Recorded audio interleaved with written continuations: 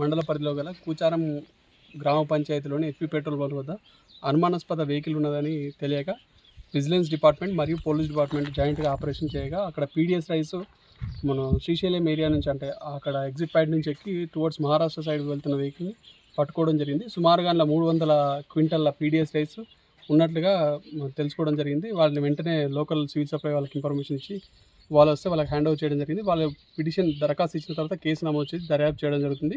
ఈ PDS rice ఎక్కడి నుంచి వస్తున్నాయి, ఎక్కడ వెళ్తున్నాయి, దీనికి సంబంధించిన వ్యక్తులు ఎవరు, దీన్ని సప్లై చేసిన వ్యక్తులు ఎవరు, మొత్తం చైన్ బయటకు తీసి కూడా వాళ్ళ మీద చట్టపరంగా తగిన చర్యలు తీసుకోవడం జరుగుతుంది.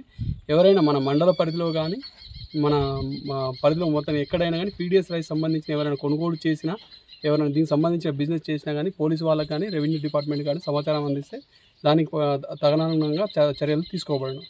ఎన్ని క్వింటాల్ బియ్యం ఉన్నాయి సార్? సుమారు 300 క్వింటాలు వరకు బియ్యం ఉన్నట్టుగా తెలియజేస్తున్నారు.